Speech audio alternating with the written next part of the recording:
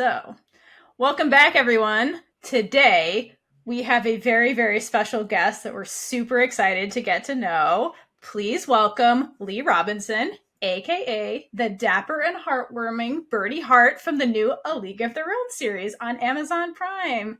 Hi, Lee. Thanks for joining us today. Yay! Yay. Thank you. Good to be here, y'all. Our first question is very important. Okay. Did the audition description for Bertie just say be pure sunshine? Because if so, you nailed it. In all seriousness, what did you know about Bertie when you were first cast? That's a great question. The description was short description. Birdie was a non-binary, heart of gold. I think that was part of it. Just, who Birdie was, Max's uncle, but someone that was reliable and, like navigating some things, right? So, the description was very short, but it was a fit from the beginning. From the very first moment I read it, I was just like, wow, because I was a big fan of the original, right? There were a lot of things that weren't included in the original, but there were a lot of things that were, and it was so powerful what was in the original. So when my manager let me know that she was submitting me and I had this audition, I was just like, oh, really? A League of Their Own? I'm curious. What's that gonna be about? And I was excited and I was curious and I wasn't sure where I would fit in, but I was ready to see I was ready to see the sides and see who this character was. And as soon as I read this character, I was just baffled and just fell in love with it immediately. I fell in love with Bertie immediately, felt connected to Bertie. So there was a little bit there, and there was a lot that I was able to build and add on to who Bertie was and is. Was It's this a hard role not that to you? fall in love with Bertie. Yes. Yeah, Yes. Yeah, Bertie is like absolutely. gold, just beauty and gold. Yes. And there are birdies in the world, right? And from that time period. So not only was it just a beautiful character, that I could totally relate to, it was someone who existed in that time and who hadn't had that voice or that visibility. And I had the privilege and honor of breathing life into what was on the page. So just all around, it was just an amazing experience. So awesome. And I'd just like to point out that Max is very lucky because everyone deserves an Uncle Bertie. And we would like to know if Bertie's always been so supportive of Max. Um, I would like to say yes, because Birdie's been there, right? We know Birdie's history of Birdie not, leaving Birdie's family and Tony and Birdie's relationship. So Birdie has had so much pain and has gone through so much that Birdie can make room for grace and compassion for Max. I feel like that was my interpretation. That hey, you know what? Birdie was just really grateful and happy that Max trusted Birdie to like enter, like step into, Birdie's world as Max was trying to find her own world and her own identity. So I think Birdie has always had a big, big heart with Max, even when Max was a little thing. And Birdie, I think Birdie's had a special place and Birdie's heart for Max. So, oh, yes, to answer the question from the jump, from the jump. Amazing. Yeah. Yeah, there seems to be a lot of love in that family, which is so beautiful. Even between Bertie and Tony, and even though that relationship seems very complex, Yeah. how does Bertie view that relationship with Tony? Yeah, great question. Birdie absolutely loves Tony, has always loved Tony. And that's why I think that the harm was so deep, right? The harm was so impactful. And in that final scene we see between them, Birdie's really breaking it down. It was you. You were the most dangerous because I could have done it. Your voice meant something to me. So I think that was the hardest thing for Birdie to do, was to leave. And I think it impacted both of them because Tony even says, I just wanted you to stay. And Birdie's like, I know that, but that's not the point. I'm here about Max. But I definitely think that is a beautiful relationship. I think that um, hopefully, if all the fingers are crossed for season two, we get to see a little bit more, right, of that relationship because um, there's a whole lot of history they have an opportunity to catch up on, right? And Bertie's changed. There are a lot of ways that Bertie's changed, but there are also a lot of ways that Bertie's the same. And like, they just need this opportunity, I think, as Bertie's walking in Bertie's light and faith to reconnect. And hopefully they have a chance to do that. It's a crime that it has not been renewed yet. Yes. Yes. We keep saying like this is the only hope for humanity is when the show gets renewed. Because if it gets canceled, there's no hope. Yeah. I don't know. I manifest on it, and I'm not 100% sure. But what I do know is that the first season was just so beautiful and amazing, and there's so much room to tell more of all of those stories. So I have faith and a lot of good energy pushing in that direction, a lot of hope, and all the fingers are crossed. But it will be an exciting moment when and if that announcement comes. I'm trying to be political, but absolutely. You'll hear us screaming across the globe. No, right? Scream across Either that or going to arrest some people for the crime of not continuing such a needed show. Either way, they're screaming. Across the world, riots across the we definitely Don't make the queers get their pitchforks out because we'll be on your doorstep. The queers are coming. Can you just see some assistant to an executive riding through the boardroom? The queers are coming. The queers are coming. All the fingers are crossed. I have hope. So I have hope. We all need to keep it. Yes. Yeah. I need to pause real quick. Bree, you have to turn your gain down because you're clipping your audio. Damn. It's too loud. Gotta make sure that everything sounds good here. Can you guys hear my dog snoring? Because she's under here like it's your dog. Snoring. I thought it was mine. I was trying to figure out which dog it was. I'm so sorry. I'm trying not to laugh because she's really loud. She's 14. Is that any better? Yeah. So sorry. Can you just talk normally right now? Normally right now. Bree, shut what up. What can I do for you, Kaitlynn? You love me. Don't just let me be pedantic. That's my go-to. I mean, you still have your super microphone, but it's not red anymore, so that's something at least. I love you. I swear. Thank you for the pause, Lee. No worries. This is the show right here, y'all. Yes, actually. Snoring dogs, microphones, Exactly. I love it. On fighting like siblings. Yeah. I love it. This is... We leave some of this in our normal episodes, not interviews sometimes, because that's us. I love that. Please, you can leave it in. Yeah, I love it. It's very organic and authentic, and that's really important. So I appreciate it. I Thank you. agree. Thank you. Absolutely. Thank you. Big stretch. Big stretch. The other dog just woke up. We'll do I love how later. you see an animal, it just starts stretching like, oh, that must be such a good stretch. That's a good, all right. That's a good stretch. All right. So back to the interview. Clothing seems to be an important aspect of your character. What was it like for Bertie to share that experience with Max by gifting Max her first tailored suit? Did you have a favorite outfit for Bertie? Wow, great question. The bowling alley outfit was amazing, but the red suit was ridiculous. Right?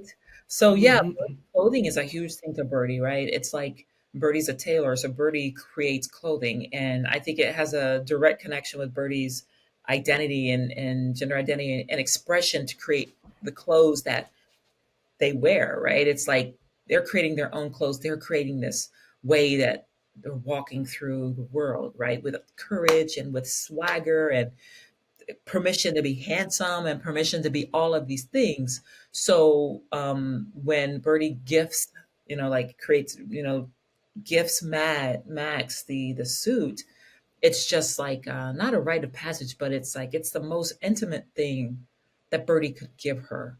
the most intimate gift that Bertie could create and give Max. So I think that it's just so powerful. Like, here's something from me that I created for you as a part of your journey, that I see you on this journey. I've been there. I love you. I'm beside you. And I want to share this with you. So it's that and the hair cutting scene were like two of the most powerful moments of, you know, welcome at your pace. Like, welcome, right? I'm here with you. But then when Max wears the suit the way Max wants to wear the suit, that's also a moment of, okay, I put the suit together a certain way. It's supposed to be worn like this. And I see you making your decisions, and I love you. And I'm going to give you the respect and space that maybe Bertie didn't have when Bertie was trying to Mhm. walk that path. So again, it was another moment of like grace and compassion and this gift of not only a beautiful suit and that intimacy and love, but the gift of like, and I accept you for who you are, for how you want to wear this suit, whatever, So yeah, but putting on those suits every day, I think I was telling someone this, they were asking me about, they were asking if I got to keep any of the suits. I didn't, but putting those suits on every day, like they were so intentional with everything about the show. The clothing, right? Like the clothing, everyone's clothing was just out of sight. And when I got there for wardrobe, I got there a little early because I used to have really long locks before the show. And I cut my locks for the role of Bertie, which was obviously challenging, but it was also like my hair will grow back. A, I had a moment with my locks. B, and this was a role of a lifetime. So for me, everything was aligned. But when I got there to go to wardrobe, it took hours for each outfit, even down to the pajamas, right? To the morning after the party, that outfit. Oh yeah. And they were just like, put that kerchief there. No, that doesn't work. Put that one there. Bet. Put the suspenders. No, that doesn't work. Change the belt. And it was just like the longest wardrobe experience I've ever had. But every day when it was time to shoot something, I'd be like, oh, what are we shooting with scene? Oh, what am I wearing today? Oh, and it was like, yes, the red suit is finally here. And, that was part of, like the getting ready for the role of Bertie, like the stepping into Bertie's role every day, like it was always there and it never left, but putting the clothes on was also another moment of like, stepping into the honor of being Bertie, in those scenes. So that was a long Amazing. answer to your question, I think. I'm sorry. Oh, No, you Nailed more it. than nailed it. that red suit. I have Mhm. a question though. Yeah. Was it a requirement for you to cut your hair? Like, did you want to, or were you just like, all right, I'll do anything to get this part? That is a fantastic question. It was just a request. So it wasn't like, hey, Lee's going to have to cut their hair or they're not going to get this role. It was just a Mhm. question that was posed to my manager if I would be open to it. So I was in LA getting ready to shoot the second season or the second episode. I was in a show called 20s, Lena Waithe's show 20s. And I was getting ready to shoot the second episode that I was in for that. And my manager calls me and says, hey, Sue, got a question. Would you be willing to cut your hair? There's a request, like just an inquiry. And I just spent the day just thinking about it. Initially, I was just like, what? You know, and then as I thought about it, I was just like, I had to go through a process, y'all. I had to go through a process of weighing the pros and the cons, and I had those locks for a very long time, and I was ready to do something different with them. As I settled into the panic of my hair, like my hair. I had to just kind of like dial it down and really sit in meditation, and what I discovered in meditation was that no, it's okay to cut your hair. You've been thinking about doing something different with your hair, first of all. Second of all, your hair will grow back. Everyone I talk to, like everyone, like from acting coaches to my mother and father to my partner to my siblings, everyone was really, really supportive. And once I prayed on it, meditated on it, settled on it, it felt like an amazing journey of a page turning, so it wasn't like when I cut it, I was like, oh no, it was like, no, this is part of my process and this is part of my journey. And, this is a opportunity of a lifetime. It's the role that I've waited for, like, honestly, as a non-binary and trans actor who has tried to fit into boxes, and be things that I wasn't all this time. It was a role that was going to honor someone. And I really wanted to be a part of honoring that. And once I settled with myself and walked through that process and that meditation, I knew it was the right thing to do. And I was excited. And I did a ritual with it. Folks kept saying, you got to do a ritual with your hair. You got to do a ritual. You got to do a ritual. And I couldn't come up with a ritual. I was like, I was getting nervous. I was like, I got to cut my hair soon. I don't have a ritual. What am I going to do? And the night before we cut it, I was in the hotel and I was like shampooing it, whatever, because they were like, wash and shampoo it. And I just held it in my hands and I just like had a moment with it. Like, it's hard to explain it, but I was emotional. I had a lot of joy in my heart and gratitude. And then that was it. That was my ritual. And then I was ready to do it. And then we did it and I loved it. Like the whole process, the journey of cutting it was like spiritual. And then the sitting with the short hair was spiritual. It was all just a very like spiritual moment. And I feel like we have those moments in our lives, right? They come like we have to sit with something that may seem really scary and it may seem really hard and others may be like, oh my, but we're the ones that get to sit with it, right? And we get to like have this Bye, journey. Kaitlynn. Bye, Kaitlynn. And we get to have this journey and process. And it was probably one of the most, there are a couple of experiences that I say are like very impactful in my life. And that's definitely one of them in a really good way. I love It's that. like you had your own hair cutting scene like Max did. Yeah. That transformative But experience. in real life. Yeah. Exactly. He let me cut the first one. Oh, that's so great. Oh, that's cool. Yeah. And he let me cut the Yeah. second. He let me cut the first one and the last one. I love And that. well, my hair was so long and heavy. By the time we were done, I felt like I had a bobblehead. I was like, Right. I was like, you're walking down the street like. I know, right? So it was, and it was funny because when I first came out, hair is a big deal. I think that's what's so powerful about that scene with Max, cutting Max's hair, and like in that way of like welcoming Max again. Like here's something that some folks may interpret as being a part of this community, and we're gonna do that, right? And in real life, when I first came out and started to like really be an acceptance of who I was, I cut my hair. And it was like this amazing, liberating moment that I had at the beginning of my journey. And in some ways, when I did that, it was also just like a return to something that was really powerful to me. So I don't know. I need to probably do a show on hair, write a book on. Absolutely. It's transformative. It really shows who you are. It's a part of you. It really is. Yeah. Absolutely. But it's apt that we're talking about that because our next question is about the haircutting scene. Yes. So we were just wondering, you kind of touched on the importance of that scene, but what was it like to film it?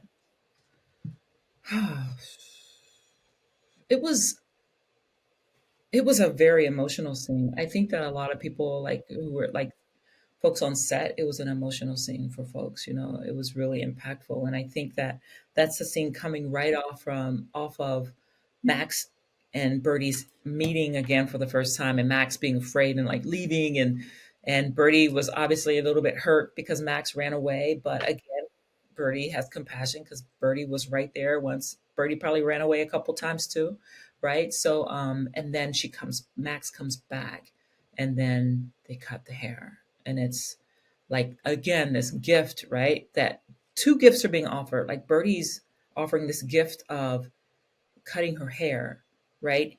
Max's hair. And this is something that Bertie and Tony used to do together. They learned how to do this together. So it's another connecting point, right? For Max, for the triangle of Max and Tony and Bertie. But it's also a gift that Max is giving to Bertie, right? The trust of, yes, cut my hair. I know what this means. I don't know what it means, all of it, but I know it means something, and I want you to do it. So yeah, it was just, oh man, it was just really, it's just hard to explain, like the emotions, were part of a lot of those scenes that we did. And that was a huge emotional scene for me as well. Yeah. It was watching it. I didn't know what to say afterward, or what even, I had to sit with it for a minute after I watched that scene. Yeah. And I still don't think I grasped fully like everything. Like, I want to round up all of those feelings and put them into some kind of words, but that it just doesn't feel like words encompass the Yeah. feeling of that scene. So it was beautiful. Yeah. Thank you. That's beautifully articulated. I feel the same way. Yeah. Speaking of things that are beautiful on the show, Bertie and Gracie are just like literal couple goals, and we love them so, so much. We're just curious. Is there some kind of backstory, real or fictional, about how Bertie and Gracie met? There's a little bit. I think that there's a little bit that kind of comes out in the show, but I think that's probably one of the things that we hope to see more of. Yes. Okay. The fingers are Any crossed. guess to like how long they've kind of been together? I don't know if that's a spoiler either. I would say it. Bertie's coming through now. Bertie would say they've probably been together for about 10 years or so. Maybe. Oh, that's so much. They're so cute. They've been together for a little while. They've been through it. They've been through the ups and the downs. And Bertie hasn't always been easy, because Bertie's been going through it, and Gracie's been through it. So it's a beautiful love that they have. Absolutely, because we all need someone. It really is. Yeah. So, and Gracie's amazing. Gracie's like, yeah. Gracie's the boss. Don't get it twisted, okay? She's definitely the boss. Gracie's running the whole show, okay? I love it. Patrice is amazing. Patrice is an amazing actor, Yes. amazing person. A lot of fun to be around and do things with, and so much amazing energy. So I just really, all the fingers are crossed, but I look forward to, exploring that relationship more as well. Absolutely. You definitely will. To see it. Yes. I'm just like, you will. You will. Period. Kaitlyn's manifesting everything. We are no, Kaitlyn's. We're going to make it happen no matter what. We really are.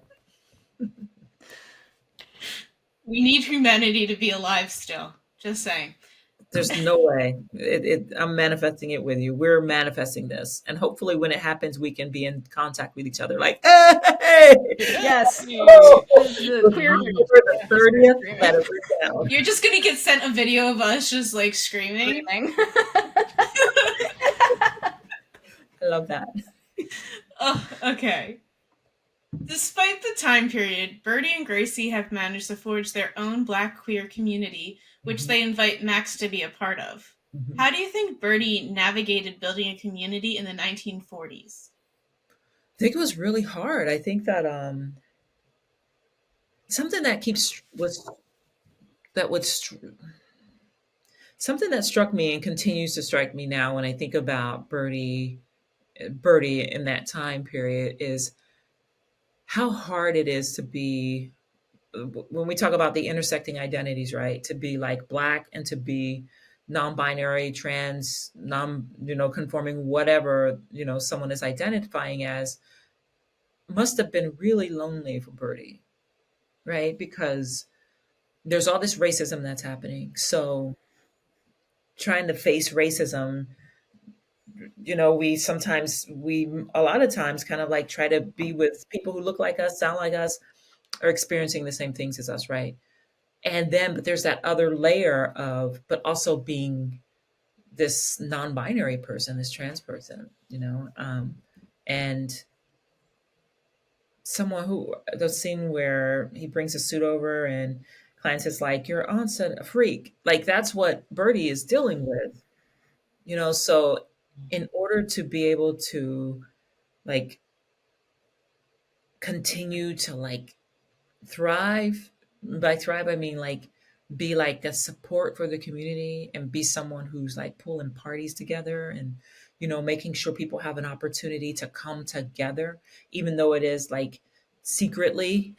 You know what I'm saying? Like even though it is like, across the tracks and we're being secret, we're being really secretive about it. Bertie's able to do that, right? And I think that Bertie and Gracie are able to do that. I think they're a power couple.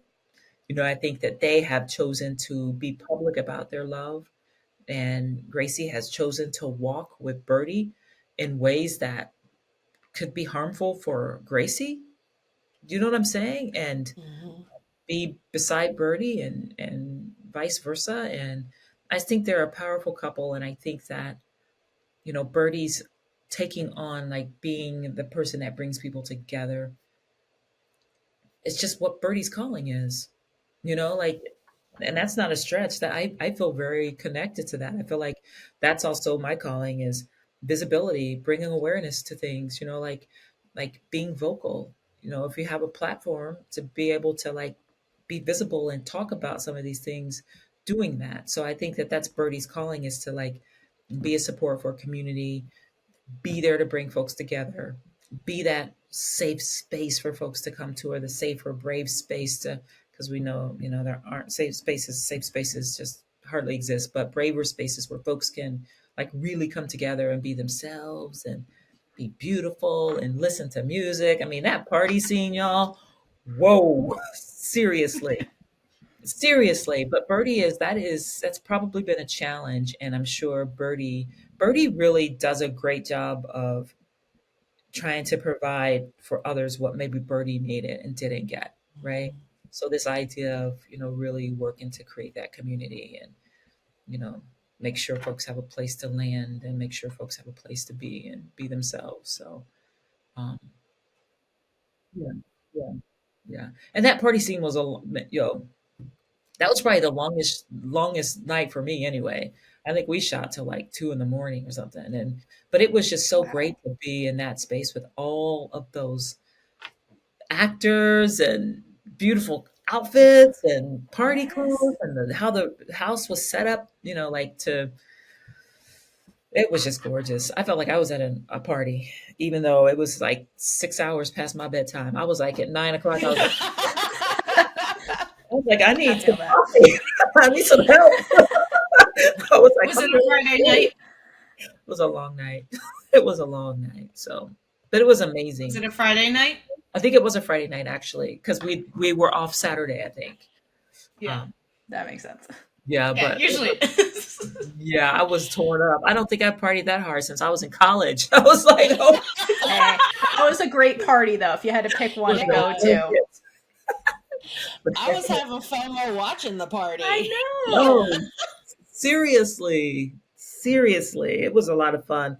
Everyone was just so great. That's also something that was really amazing. Was everyone on this project was amazing, from the directors to wardrobe to like everybody. The camera guy.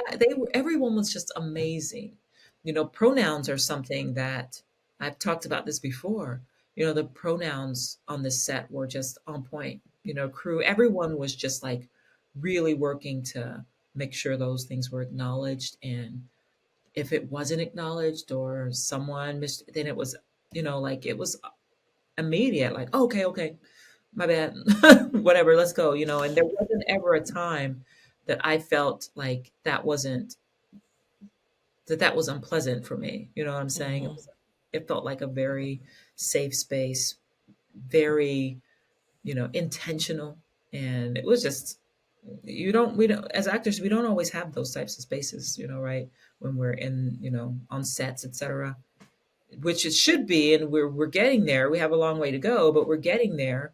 But it was just really refreshing. This set and the set 20s was just really like inclusive and very intentional. That's So great to hear. yeah, Yeah, for sure. absolutely. Um, Yeah. So, what would you like to see for your character in the future? Um, just I would definitely love to see more interaction with the people, in Bertie's life, that Mm-hmm. mean a lot to Bertie, like Tony, obviously, continued, like support of Max and Gracie, like Gracie's relationship, and just like Bertie in the world, I just want to see Bertie continue to like um, be loved by the people in Bertie's life, and continue to love others. Like that show of like radical love, right? That like that love that, is like not unconditional, but sometimes it's complicated and you just keep walking the path, right? And keep communicating and navigating it. So I just want to see Bertie continue to like be able to like kind of navigate those spaces and continue to thrive and throw more parties and just be in the world. And I also want to see in some way, like when Clance says, you can't help it, your aunt's a freak. I want to see Bertie Clance because Bertie was all ready to talk to Clance. Bertie was like, hey, how's it going? Same.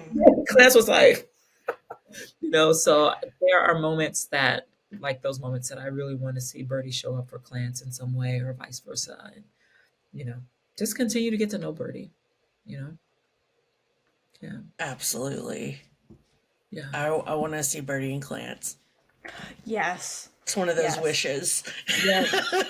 All the hearts. All the hearts. Yeah. All the hearts. There's so much, all of the character stories can be fleshed out so much more. You know what I'm saying? Yes. I just want to see more about everyone. I just want to see more about everyone. Everyone, like all of it. It's just ridiculous. Like, put a Absolutely. finger on everyone. Seriously. There's so many characters and so many places you could take it, but a lot of times when there's so many characters, it feels like everybody's rushed. But I feel like we did get a good amount of each character. Yeah. Yeah. Like no one was like not developed. It was Exactly. well balanced, and that's like been a problem in some other series that we've talked about. Is like Yeah. there'll be either one part of the show or a season that feels really rushed, Yeah. but I didn't feel that at all. Like I felt like we got to spend like not as much time as we wanted, obviously, but enough time with everybody to Yeah. feel like you really got to know them. So that is a blessing of this show too, Yeah. and I have to give the writers, wonderful balance. yes, the writers are just amazing. Mhm. The writers are amazing for this show. You're spot on, Bree. Like the balance, because you're right. When you're trying to tell so many stories, sometimes you get rushed. But these were such well-rounded stories that the writers did a tremendous, tremendous job, and it was always so collaborative as well. Like I had a couple of meetings, and it was like, what do we think? What's happening here with Bertie? What's Bertie's art? Like, what do you think? So even though there was a foundation and the writers did a great job, there was still, I think, a lot of room for actors to like really step into those characters and make those characters their own and like really breathe life into them. It was such a partnership. But I just shout out the writers. I mean, brilliant. Like one of my favorite scenes, there are a lot of favorite scenes, obviously, but when that happened in the club, you know what I'm saying? Like when the raid happened and how that was happening right at the same time that we were having this party that was underground, but we were having all this joy, and Max is having this experience and it's all this stuff happening. And then on the flip of the coin, in the same heartbeat, there's this other stuff, this raid that's happening, and it's such a powerful scene, And my mom, and my parents watched it, and they were so excited. And they live in Kentucky, and all my siblings are there, and nieces and nephews. And I've always just wanted my parents to see me, and tell you always. And so they did, and they were really excited. But my mom was talking about that scene in particular. How like she knew, people know that happened, but it's a totally different experience to actually witness it the way the writers presented it, like you were right there. Do you know what I mean? It was like you Yeah. were excited that they were having this experience, and that you're rooting for them to be able to hold hands and dance, and then this thing happens and it's so violent, and then they're sitting in the movie theater and they're like out of breath and they're like trying to absorb what the hell just happened. And that was one of the scenes my mom, like when we did our debrief, really talked about, was like how moving, how much, that impacted her. um, so yeah, I just think it was beautiful. All of it was just with such intention. The directors, writers, it was just all ridiculous. It was just beautiful. I just We went, all watched it at different times. oh yeah, And when Theora watched this episode, she couldn't keep watching the show. She sat with this At a episode. pause. And we actually we video chatted so she could just go on a tangent about it. Because I mean, you can speak for yourself, but I just thought this episode will always stay in my mind with just how and she told me so much about that episode in general, and I can't wait for us to actually talk about the show on the podcast, because there's so much to talk about. yeah, so But much. So good. Yeah, The intention and care, that's the perfect way to describe it. Like, it's so palpable in every aspect of this show, which is one of the reasons it's just so special. So it means a lot to hear you say that as somebody who like embodied one of the characters and was actually like working in it, because it really comes through. And that episode in particular is just, it's so powerful in like a beautiful way. that's really good to hear. That's really good. Theora had to pause that, and then I watched it the latest of anybody, and so I'd already heard them freak out about it, and I didn't know what it was. I just knew they had freaked out about it. I'm like, okay, what the heck am I getting into? We just like, you have to prepare for episode 6. Just prepare yourself. That's all Is she heard. somebody dying? I don't understand. Please. It's like, nobody better die. No more queer characters are dying. No more. I know. I'm always like, no cats. No. If a dog or cat gets it in the first 5 minutes of the movie, Yeah. I'm over it. I'm out. I'm out. Done. It's one thing I can't do. Those dog movies trying to find their way home. Yeah, Those things are so sad. No, that's a wrap. Not strong enough for that. I watch humans be lost, but animals don't. It's too hard. I cannot handle it. I was watching, I do this like scary movie marathon. I'm doing like 10 Nights of Fright right now. And I was laughing because the night before, I don't remember what I was watching, but a dog came into the picture and it was lining up like the dog was going to get it. And I paused it and I had this whole conversation with myself. I was like, absolutely not. I'm not going to watch this if this dog gets killed. I need to watch the review. I need to read to see if this dog gets killed. And it was funny how I was more upset about this dog. It's so relatable. It's so relatable. In this slasher movie than I was about any of the folks who had gotten it before. So it's, yeah. Yep. Exactly. That's what I do, though. If I see an animal come into the picture at any point that looks like it's not good for the animal, I'm like, all right, I got to Google this. We got to Google before we can continue. I'm out. I was forced to watch one scary movie when I was younger, and it was hide and seek, and there was a cat. Fortunately, the cat's not alive. And I was just like scarred so bad because I was like, nope, never watching this stuff again. So I don't watch scary movies. Scary movies. All right. Good to I know. like Halloween Town. Those are my October movies. So wait, I'm writing this down. Debbie Reynolds is in it. Hide and seek in Halloween Town. Okay. Well, Okay. I mean, Halloween Town. No, never mind. I got scared very easily when I was a child. Like, The Lion King scared me, so Okay. everything was a scary movie to me. That's real talk. That is real talk. Okay. Spaces for all Those of them. Disney movies are terrifying, okay? Yes. Well, I mean, if you really look at it, you just kind of look at Disney movies, it's like, how are brutal. kids watching this? It's really bad. It's always like, okay, the parents are going to get it in the first 2 minutes. Yeah. Traumatized children. Pocahontas shouldn't Dark. even exist as a kid's film. That's like that's a horror movie all on its own. I've never seen that movie. Me either. Don't watch it. Good to know. Good to know. Yeah. But back to good television shows. So, A League of Their Own. You mentioned this a little bit, but we're just curious how filming A League of Their Own compared to other projects that you have worked on in the past. Yeah. I'd say that just I've okay. Let me think about this for a second. I think that all the projects I've been on have had their things that were special, right? But I think the two things about A League of Their Own that was really not in comparison with any other projects, but just stand out for me was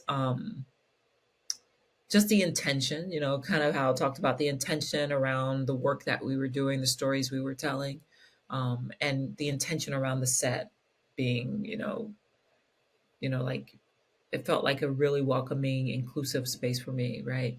But also the respect, right? It's like we were like the original is there, right? The original is a masterpiece in the world. It's a beautiful, um, it's its own thing. And I know sometimes there's pressure when you're kind of like, even though we weren't redoing anything, there's pressure when you're doing what we were doing, right? But there was so much respect and honor of the original while also telling the stories that weren't told, right? Or the voices we didn't have a chance to hear. Was the proof that you could do both. You can be in both. You can honor it and you can also honor and respect the fact that they were telling the story that they could tell at the time and we get to like dig a little bit deeper in some of those narratives. So I think that was really interesting to me. And I was really impressed in the way that, you know, the stories were told, while honoring, the original, because the original is important and it's amazing. And, it's an important story that was told at that time. And we had an opportunity to like add on to that and tell different stories of different voices. So I think that that's something that was a little bit different than anything I've experienced, like that desire to really get it right and the desire to navigate, a story that's already been told without doing like, you know what I'm saying? It's not a spin-off, Mm-hmm. it's not a redo, it's none of that. It's just a unique opportunity to build on something that's already there and add a few things that were really, really, really, really, really important. So I would say just the intention behind the project itself and the intention, of, the minutia, what we were doing in the moments and on the sets and in the writer's room and stuff like that was really, really stands out for me with this project. I know I talked a little bit about 20s before. Lena Waithe is amazing. It was amazing to get to talk to Lena before we, shot the episode, to be able to be on a set that was intentional and respectful and doing it the right way. And Mm-hmm. the character I had an opportunity to play was a non-binary reverend, in a black That's church. cool. Right. And Reverend Ty Harmon, and Reverend Harmon was a marriage counselor who worked with one of the main couples of the show who were getting married. And they hadn't paused to talk about the fact that, the male, the guy who was in the relationship was actually questioning his sexuality. So in that scene, we had a chance in a black church with a black couple on BET, you know, uh, have a conversation about sexuality in black community. And this male identified person who was talking, like, this is I was born to play football, I was born to do all these things as a man, and but I feel this is how I feel, and I don't think we should get married, and I need some time. So it's like kind of walking him through and giving him, not giving him permission, but supporting his process and his journey. And that was so powerful. I mean, I had folks write me emails from like different parts of the country just saying, I've never seen this before. And this was so important in a black church. This was so important. I'm so grateful that this happened. And there was a lot of discourse that happened around, the risk of putting that on television and, like that visibility, right? And that representation, how important it was. So I've been on a part of some great projects, and those are the two that steps jump out to me most around the intention and the spaces that were created and the visibility and the dialogue that they inspired folks to have. So yeah. It's amazing that we get to see these it's just so many things now that we're getting to see, and I'm just really glad that it's happening in our lifetime. So because experiencing it is just like a crazy mix of frustration that we haven't been able to get to that point before, but also joy at seeing it. So that's amazing, and that is something that should be. I'm so happy that you guys made that, because it needs to be out there, because Yeah. it saves, like, representation saves lives. That's It just really does. Period. It does. I mean, I get emotional because it's so important. And I feel like if I had seen that, like I was this little queer black kid growing up in Kentucky, and I didn't have anyone who looked like me or sounded like me that I could be like, oh, that's okay. That's who I am. Or that seems familiar to me. So I'm okay, as opposed to, not having that. And I was a big fan of television and, like HBO. And I mean, I loved television. I usually use that as a way to escape, like to escape this life that I was in, where I wasn't in the right body and all these ways that I felt. And if I had seen someone like that on television when I was little, that might have helped. You know what I'm saying? Like, so that's why for me, you're right. Representation matters. It's so important for characters like Bertie, for Reverend Ty, like these characters. And I can name a lot of characters that are on television right now, like non-binary and trans folks. Bye, Kaitlynn. By Kaitlynn. It's so incredibly, it's so important. You're right. It matters. It changes lives. It saves lives. It makes conversations, helps conversations to happen. It's just, it's necessary, It's an opportunity, I think. Like, that's the word my brain likes to throw up, is it creates opportunities. Yes, absolutely. Speaking of Absolutely. representation, on our podcast, we are always talking about the need for more representation in the media. Mhm. What do you hope people learn or see through your character specifically?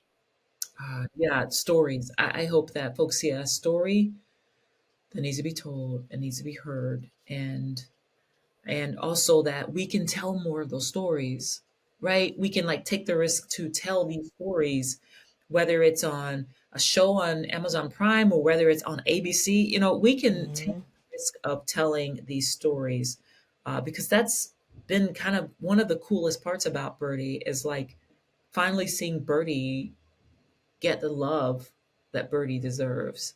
The birdies in the world, like the birdies of that time period, right? Like Bertie's being seen and heard right now and getting love. So I think that's really important. And I think that it's relatable to a lot of different types of people and different generations. And I think folks are getting curious, maybe even, and like talking to each other about what they're seeing on television. And I was hoping that folks would watch the show and talk about what they saw in the episode. You know what I'm saying? Like really talk about whatever it was. Talk about what it was and how it impacted, and maybe it feels uncomfortable, and that's great. You know what I'm saying? We can be uncomfortable, Mm-hmm. with this. So I hope that folks see that, what, yeah, no, we need to put it out there, and we need to put it out there so that we can create educational opportunities, and not in a way of like educating, like not in a way of like folks who are carrying the load, educating others, but in the way of like folks actually watching something and being like, wow, I didn't know that. Or wow, I didn't know that. I want to know more about that. Or whoa, I just saw myself on television. I cannot believe this. So the idea that no, it's okay. It's important, and it's time that we see and hear more. Even though the pushback, I don't know if you all were looking at the reviews in the very beginning, if you all saw all of that. I immediately texted Unfortunately. Theora and I was like, why are there bad reviews? Like, what's going on? And it was all based on identity and based on not wanting to see certain identities and voices and people represented, so there's going to be pushback always, and we still have an opportunity to do it, and we should do it. So Yeah, Absolutely. I totally agree, and I love that that's so intentional. Like, Human Rights Campaign just had their like big thing last night, and Abby and Shantae were there, and Abby even said like, for me, like I know in my bones that if I had this show growing up, like my life would have been different, and so I love that you said that because it's so true, and that intentionality really like comes out in this media, and that's what makes it so beautiful because it's telling multiple stories from multiple people. Like I feel like anybody who watches it could find something they yes, identify with or are discovering in a positive way for the first time, and that is what we really need, honestly, at this absolutely. time.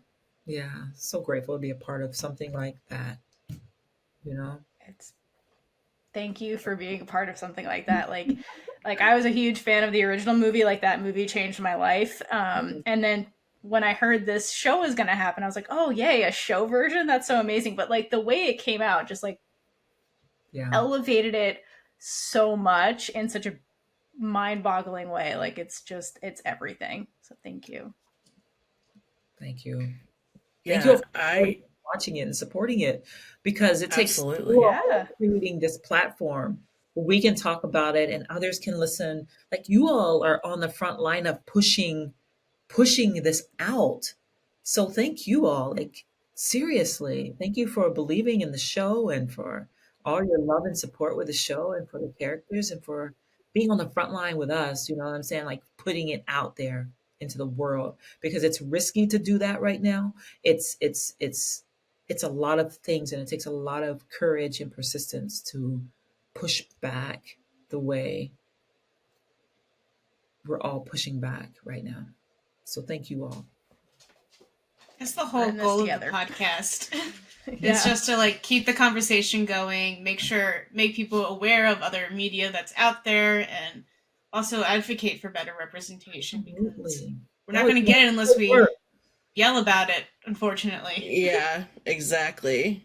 Yeah, yeah. Be But you all loud and be are doing great persistent. work. Yes, you all are doing great work. This is yes. Thank you for everything that you Thank do. you. Thank you.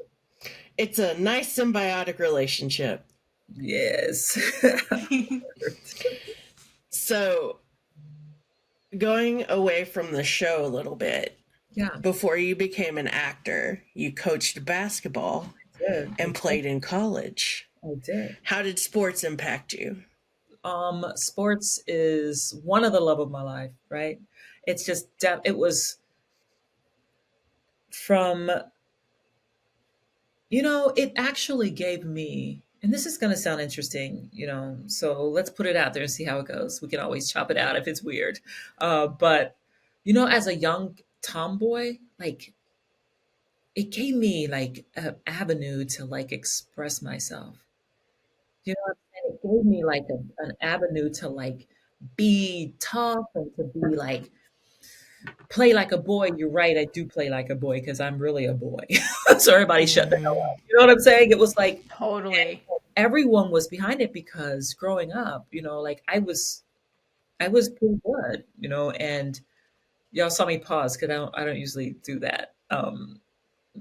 It, you know, I had some talents with it, right? And we knew that that was going to be a way for me to go to college, period. That was going to be probably the only way that I was going to go to Mm-hmm. college, to either get an academic scholarship or to get an athletic scholarship to get some sort of help. No shade to my family, or it just what that was what it was. So not only did I have this avenue to like be myself, but folks are like encouraging it. Mm-hmm. Putting the ball in my hand, like so, like sports gave me, that was the first thing. It gave me like this discipline and this way to like express myself. When I was on the court, it was like I was in another world, right? Um, and then, like college, it gave me more discipline. I was part of a team. The value of a team, that's what was also helped me connect with a league of their own. I get it. I get the team thing. I get having crushes on someone on your team. and the anxiety Oh of, oh yes. my Lord, we're rooming together on this trip. Oh my God, everyone will be Oh, it's the explaining that. worst. I was terrified. I was a late bloomer. Okay, so but that just gave me so much discipline and something I cared about. I was on the journey as an athlete, and it was an amazing journey. Then I was a coach. I coached for a couple of decades. I was a head coach. I was an assistant coach, and I really loved working with students, but I was in the closet the whole time. Even in college basketball, I was in the closet. Never was in the space to come out. Athletics was always, in my experience, really homophobic. Mm-hmm. Not a place for me to be out. It wasn't until later in my coaching career that I started working with um, this program called It Takes a Team, and also the National Center for Lesbian Rights, and they were on a campaign to talk about homophobia in athletics. And then I came out because I had student athletes who were scared to be themselves, and Mm-hmm. I was just like, that's it. I had met someone, we were in this relationship, we were sneaking around, and having to like be really sneaky. And she was like, look, listen, I've been out of the closet for a long time, so I'm not really going back in the closet for you, so it was a journey, but I eventually realized that I was at a place in my life where it was time for me to do that, not just because of her, but because of my students. And I was privy to conversations that were painful about our student athletes, in coaches' meetings. And so it was important for me to be like, yo, while y'all are talking, I'm also, let me go ahead and come out. So y'all need to get it together, right? For lack of a better Mm-hmm. word. But I came out of the closet and started really advocating for, coaches having better understandings of their student athletes and what it would look like to create safe, inclusive environments in athletics. So that was also a huge part of my journey with athletics is, like being able to come out and be on a whole different page with something that was totally different in athletics. Because, in athletics, it's all about the games, your grades, the Mm-hmm. wins, the losses, the recruits, the recruiting. It's not about who you are and who your kids are, so that was really different. And then I went, into higher ed and got a master's in education and started, doing diversity work, diversity education, which is what I do now. I do a lot of DEI work, diversity, equity, and inclusion business, and I help people be more inclusive, right? Like how do you create safer and braver environments? You're all diversified. Now what? Mm-hmm. How do you talk to each other? How do you like navigate spaces? How do you really lean into some of the scariest conversations to have in this day, in this time period, right? And like be humble and learn something. So that was a very long answer to your question, but It was an athletics. amazing answer. You see me with this ball. I have this, and I have a little bowl, and Oh, Oh, heck yeah. I'll just shoot it like that, and it won't go in. But one of these days, Yeah. I love that. We just filmed an episode where we told our coming out stories and just basically the entire journey. So sorry, I'm having dog issues right now. So I've learned a lot about the athletic part from yes, Theora and Bree because they were the sporty girls. yes, yes. Y'all know what I'm talking about. Yes. yes, You know Like what it is. totally. my high school softball coach actually said if I find out there are any lesbians on this team, they're getting kicked off. Yeah, Like straight up to the whole team, just in the dugout one day. yes, So it yeah, it yeah, was open homophobia is what yeah. it was. Yes, I had that experience as a coach. I was sitting in a locker room, and someone said, "No booze, no drugs, no something else, and no lesbians," and I almost spit everything. Uh-huh. It was like, so yeah, there are spaces like that. Yeah, wow, These coaches are delusional. yeah. Is it like the basic stereotype is that girls in sports are gay? Right. Have you met a softball team? I was gonna say, no, and that's why this League of Their Own was so important because there were so many people who were coming out and being like, "Wait, I was a part of that," like 80 to 90-year-old. You know what I'm saying? Like, Mm-hmm. yeah, like it's wow, it's Amazing. yeah. So So we're curious. So what inspired you to pursue acting after like that long career in sports and getting your yeah, master's and all of that? yeah. I've always been since I was little, like since I was in grade school, I was like trying to be in plays and stuff like that. And you know, life just kind of moved me in another direction. And I jumped into athletics instead, but I was always, like had one imaginary foot in that world, right? And then, as I was a young person, like watching TV, watching films, watching movies, I was again always into that because in my imagination that helped me to create other worlds that I can be in, like as a trans person, as a queer kid, there was like that was always an avenue for like the imagination and to be able to think of being other people in the world, that felt like they were a better fit for who I what I felt like I was or wasn't. So I've always had one foot in and one foot out. I've spent time coaching. I've worked in multicultural affairs offices. I've been this professional, this 9 to 5er in higher ed my whole life. But I've always, like, even when I lived in New York City and I was working at Columbia as, their multicultural affairs, like LGBTQ, I did a lot of work for LGBTQ students on that campus, creating safe spaces and trainings and all of that. And I was also doing downtown theater. I was headed out for an audition after work or slipping off at lunch to go to an audition. So that's always been, part of my world. The intention I've always wanted to be able to just do the acting piece, Um, but as I'm an entrepreneur and an actor, my work is really connected, right? I get to, like meet my colleague for visibility in the industry and have conversations about visibility and representation, in this conversation. And then tomorrow, go into a training where I'm teaching, like maybe cops, police officers, how to have these types of conversations about race and class. And, That's so it's awesome. right. It's all really connected.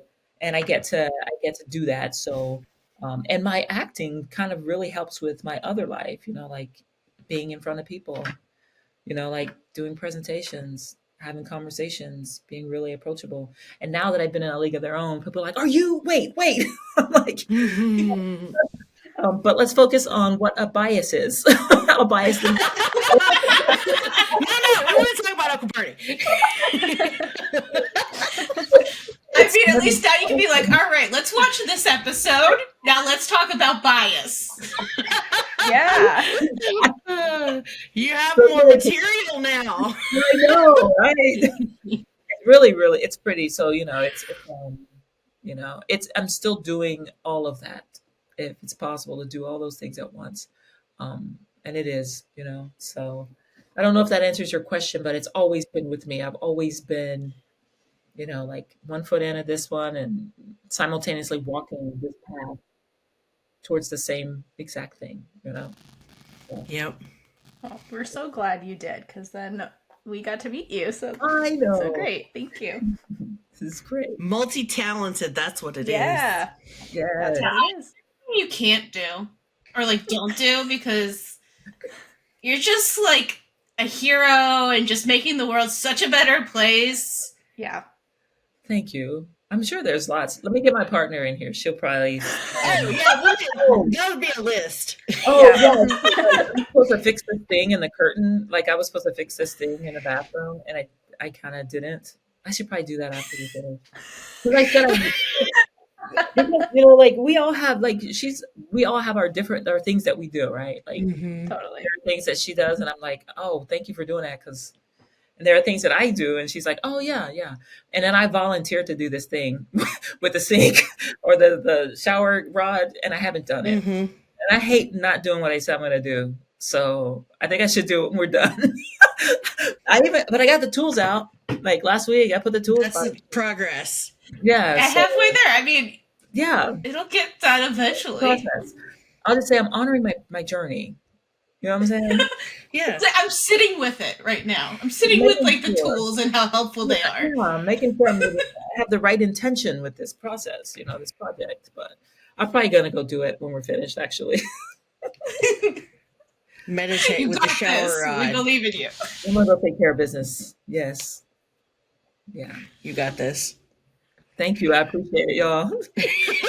You can find out how to do anything on YouTube. So maybe I'll You watch can. Yes. it and Good then make Lord. Some things you shouldn't be able to find on YouTube. it is true. Like that fractal burning people were catching themselves on fire doing. Oh, What? It makes art in wood, but you have to like take a battery apart, and it's really dangerous, and people didn't realize how dangerous it was until people started catching on fire. And this is on YouTube. Please. You learned don't after do the it. first Don't person do it. catches on Don't do it. fire. Don't do it. Thank you. You know, I had no idea. Okay. Well, moving away from people burning. I'm still gonna Google that when we're finished. I'll do the Google math, it. and then I'll Google it. There are so many videos. So glad. Just don't try it at home. Well, thankfully, there are a lot of "don't do this" videos now. Right. Yeah. Totally. But you know, when someone says don't do it, you want to do it. Exactly. No, I don't. I have no desire to play with electricity. I'm good. Yeah. I think I'm pretty good at not doing it too. If I see something that says don't do it, I want to watch others who have done it so I can understand There why. you go. We're like the observers of the Yes. universe. I'm gonna, We'll watch No, you fuck up your life, but we're not going to do it. we will learn from it and we will. I forget what movie it was, but when I was little, my dad, I think it was like A Christmas Story, I love that movie. where the kid sticks his tongue on the pole. Yeah. Mhm.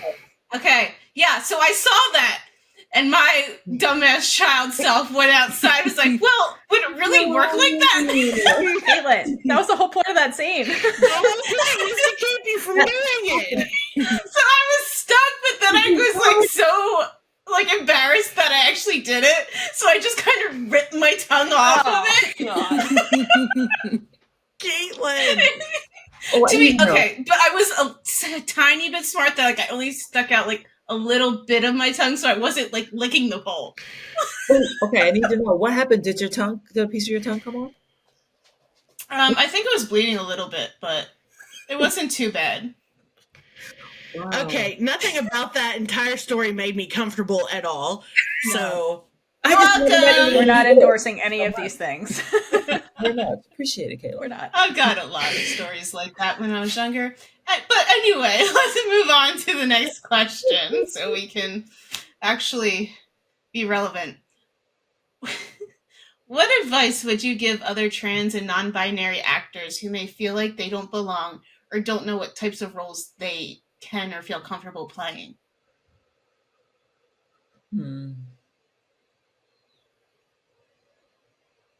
Okay.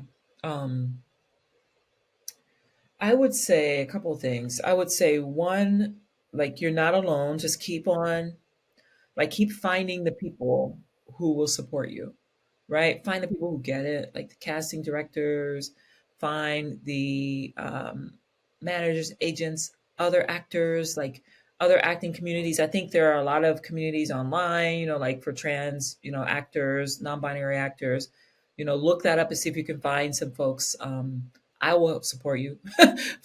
You know what I'm saying? Like if you need to talk or whatever, I can make myself available to support anyone who's trying to make it. But just stick with it. Just keep doing what you're doing. Keep working at it.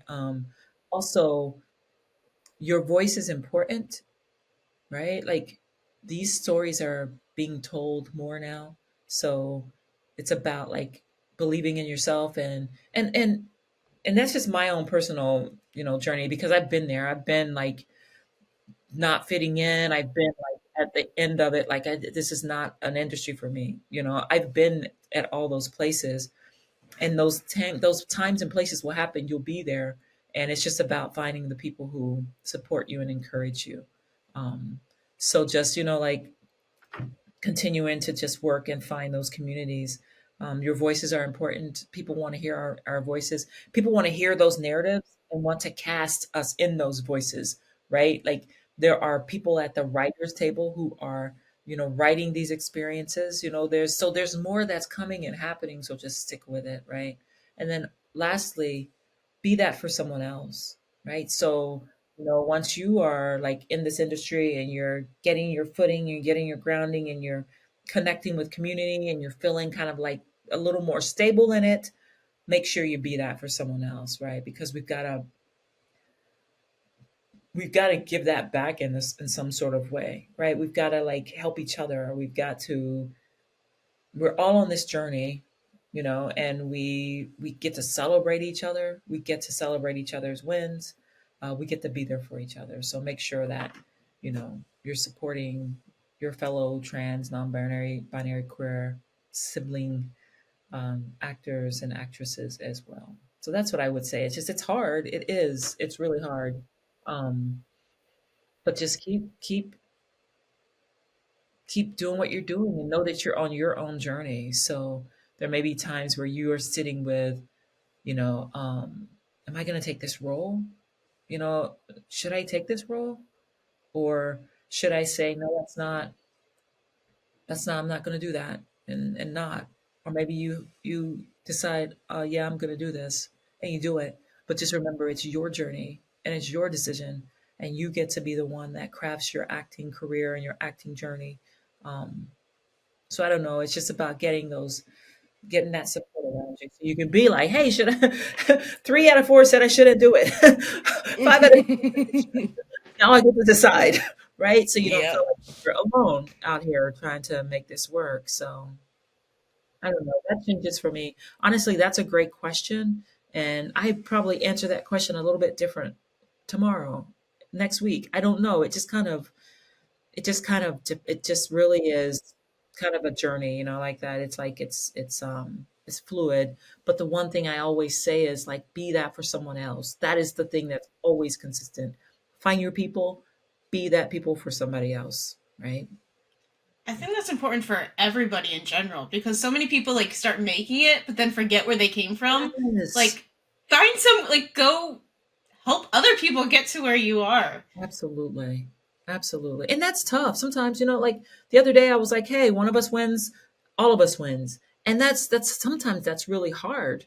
That can be hard. I'm not going to sit here and be like unicorns and butterflies. It can be hard when, like there's very few opportunities, and maybe you also auditioned for that opportunity and you didn't get that opportunity and someone else got that opportunity. We still get to be both, right? We still get to feel bad. We get to feel that, and we get to celebrate each other also. Oh So, yeah. yeah, absolutely. Absolutely. I love it. Yeah. Um, Very big gear change, but whenever we see a guest that has pets, we always have to bring them up. Yeah. So, do you want to talk a little bit about Gino and Gouda? Okay, Gino and Gouda. Oh, and you knew their names. What? So Gino is from New York. So when I lived in New York City, I got Gino. Gino is the most beautiful. He's like gray and white, and he's got this little line down his face, and it's like Hmm. gray and white, and his nose is pink and black on one. So I love it. he's like Gino Kitty. He came from New York, but Gouda. I got Gouda after living here in Oakland for a little bit. So Gouda is an Oakland kitty, feral, clipped and everything. And yes, he was just like, but really quickly when I went to, there's this place called, I think it's called Countdown, and you can go and actually, there's a cafe where you can get coffee and you can sit and watch the cats, and they play and they live in this like area. And if you want to adopt one, you get to go in there and meet them. And I saw Gouda like before we actually got him. I saw him, he's a little kitten. He was part of like maybe 5 other cats of the litter, and they were all named after cheeses. There was Gouda, there was Mozzie, mozzarella. It was like mind blowing. But we got him, and the vet was like, "Look, let me just tell you something. Gouda's a cat. I was like, "What do you mean?" Gouda doesn't really. He's not going to want to be on your lap. None of that. He's all there for other cats. And I was like, "That's totally fine," because we just lost a cat, and Alistair had just passed away, and Gino was having a hard time, and we were all having a hard time. But sure enough, we get Gouda. Gouda's all about Gino. Gino's like, "Get off of me." Like probably 2 days, and then they were chilling. But now Gouda like Aw. sleeps on my lap. He's a human. That's He's a amazing. cat. And I see your cat. She heard cats, and she was like, "Listen, Oh it's my my goodness, time." sweetie. She's like, what the hell? She's like, "Stop turning. I don't want." That's like the There's bad like too much side. stardom. Gorgeous. So they've been, and they watch the scary movies with me. They chill when I do it. Right. Important to have a cat by Travel your time. side for those times. Yeah, they're my crew, so they roll with me. So. I love it. Whenever I watch something that's like a little like I don't know what's gonna happen, I always take one of my dogs and just like hide behind them. Like, come sit on my lap. No, you're good. Just sit right here. Just no, it's literally just like me like squeezing them, be like, "You're my pillow." I'll watch the dog, not the movie. What's the movie? Yeah, but they're good cats. They're sweet. Oh, they sound precious. Yeah, they're good boys. All right. So thank you for sharing about your little fur babies. We are going to transition into a little rapid fire session Okay. that we like to do with our guests. Okay. It's a would you rather kind of Okay. question session. You can explain your answers if you want. If my not, God. leave it a mystery. Okay. All You right. see me ready over here to jump in there? Okay. All right, ready? Okay, first question. Would you rather get a haircut from Tony Chapman or Max? Tony, Good answer. opportunity to reconnect. Yes. Oh Yes. my God, Bertie and Tony haircutting scene. That'd be so Yes, cute. totally. Amazing. Yes, good Yes. answer. Theora didn't want to say the second part of it, but I'm going to put it because I wrote it. So the other two options for that was Gino or Gouda. Oh my goodness. Get a haircut from. Gino's been with me the longest, so yeah. There's more trust there. There's a lot of trust there. Yeah. All right, so the question I'm actually supposed to ask is this. I know! What fortuitous timing! That's perfect. That's what's going on by the timing. Oh my gosh, my camera's like, you're not going to ask this question again. All right, you ready? Let's go. Prepare yourself. Okay. Would you rather get the sex talk from Greta or Carson? Both? I'm just saying. Can we do both? There you go. I feel like they Good would answer. give you Yes, different perspectives. absolutely. I think, Again, more back to balance. Yes, I'm all about being inclusive and hearing everyone's input on the situation.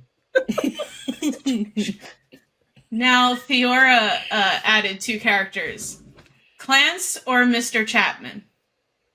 Mr. Chapman, because he's a cool Gives you the cat. egg. He's like a cool cat.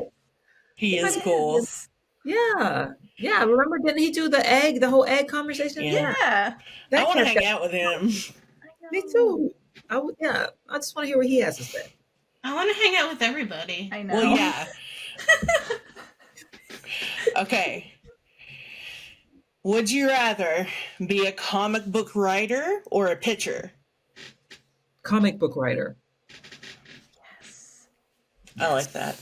I love Yes. that. That's a great question. Thank you. That's what I would choose. That's Kaitlynn, it's take your props. Kaitlynn.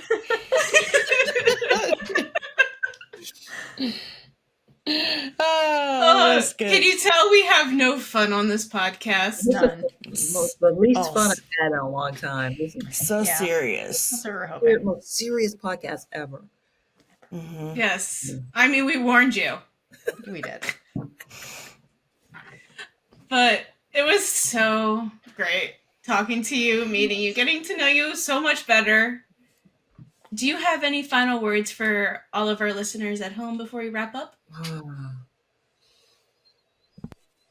Just thank you. Thank you all for supporting the show. Thank you for, supporting all the characters. It means a lot to us. The writers, everyone who's a part of the project, the support means a lot to us. So thank you so much. And I would say again, find your people, and be that for someone else.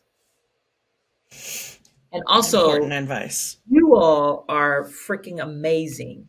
So thank you all. Seriously, receive this. Like, thank you for being on the front line. Thank you for like being out there talking about these issues and putting your time and energy and heart into this because it's so important and it's just important. So thank you. We really appreciate hearing that. Thank you. We do. It's our pleasure, and it's also we get to talk to people like you. So we get as much as we give. I feel like. Thank you. This is my favorite thing to do. I love Just in general. I wish it was a full-time job. Yeah, we're like, can we quit our jobs already? that.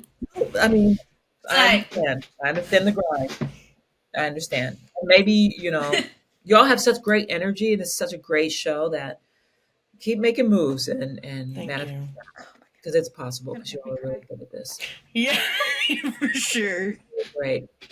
It's always great to hear like people actually like it, and I don't know, just actually having something that we do mean something. Oh, yeah. That's always what I want to do. Absolutely. So that's why I love it so much. Absolutely. But to everyone at home listening, make sure to check out A League of Their Own. If you haven't already, I don't know what's... Yeah, I was going to say what's wrong with you, but like, No, I don't want to watch be mean, it. but seriously, what's wrong with you? Because seriously, it's No fun. everything. Yes. And follow Lee on Instagram and Twitter at Lee_Robinson_. Now I'm going to spell it for Theora.